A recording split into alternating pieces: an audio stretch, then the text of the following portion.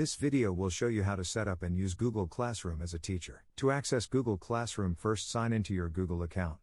Click on your Google Apps and click on the Classroom app. You can also just type classroom.google.com, or use the Google Classroom app on your tablet or phone. Up here in the top right, if we press this plus symbol, it says Create or Join a Class. This is where students will be joining the class. For now, we will start by pressing this button and creating a class. I'm just going to name this class as Class Example 1 and press Create. Here is what our class looks like. We can customize the look by selecting a theme or uploading a picture. Let's select this different theme. I can always click these three lines on the left to go back and see all of the classrooms we have created, and even click on the classroom again. You can set up your grade categories at any time. Go to Settings, scroll down to Grades. Here we can choose how grades are calculated, and if they are shown to students.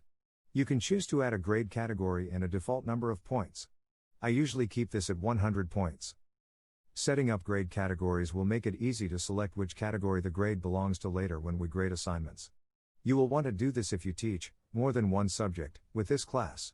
The next step is to add students into the class. The easiest way to get students into the class is to share this class code with them. Students need to sign into their Google account.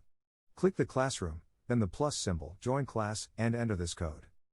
The other way to add students, or even another teacher, is to go up here and click People. I can click this plus button, and type in students' email addresses, click Invite, and the student will get an email sent to them, which includes a link they can click on to join the class. Once a student is in the class, you can click here to invite their parents. I can also email students from here just by clicking these three dots. Going back to the classroom stream. This is where all of the announcements and notifications of assignments are posted. I will just click here where it says, Share something with your class. Now I can write a message, add links, Google Drive files, or whatever I want. I then choose who I want this message to go out to, either all of my students, or to just selected students. I will write a quick message, add this file, and now I can either post this now, schedule it to post later, or save it as a draft.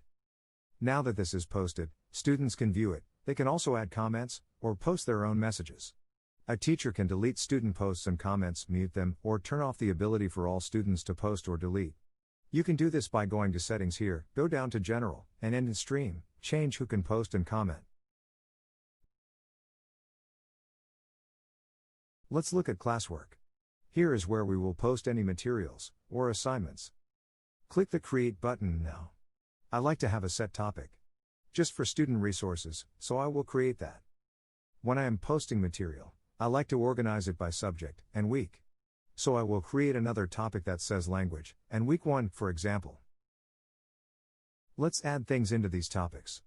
I often like to keep frequently used links and resources, so I will click on Create, Add Materials, and Link. Let's make this a link for academics.com and post it. Now you can see this post, under the topic of resources. And I can always use these three dots to edit, delete, or copy the post. Let's create an assignment. I am coming back to Classwork, click Create an Assignment. This assignment will be a typical Monday journal, which is to tell something that you did this weekend. Here in the description, I've got this prompt saved already, on a Google Docs, so I will press Add, Google Drive. I will select, and insert my example journal. And I'm going to set this file, so all students get a copy, by clicking, Make a copy for each student. This is very important. If you want students to be able to edit and turn in their own copies. Here on the right, I can specify that I am assigning this to all students, set a points amount, due date, and place this assignment in its appropriate topic.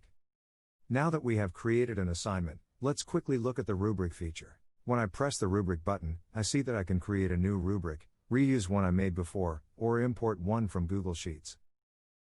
I'm going to select Create a new rubric. Here is the rubric building screen. You can choose the number of points to use for scoring, then enter in different criteria. Let's keep it simple, and just say overall score.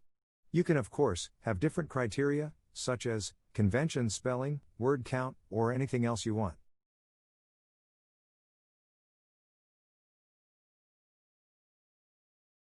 So my first point level criterion is 4 points. I will call this excellent, and for description, say the response fits the question, was thoughtful, and met all the requirements. Now I'm going to speed up the video a bit, as I fill in the other fields for the rubric.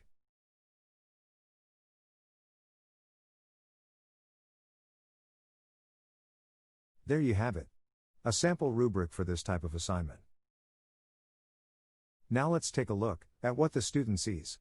Here we are in Classwork, and here is our journal assignment. Remember, every student got their own copy of this assignment.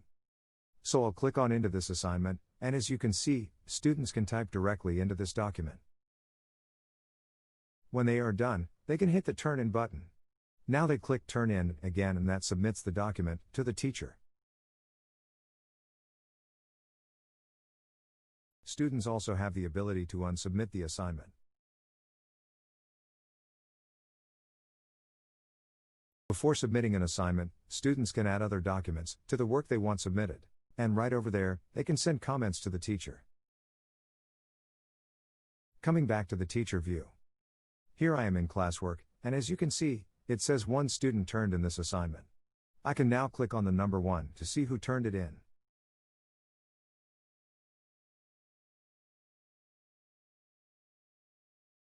Now I can click on the assignment, give it a grade, then click on this student's name at the top left to change to the next student. Here is the grading area, and if I click on these 3 dots, I can change the amount of points possible on this assignment.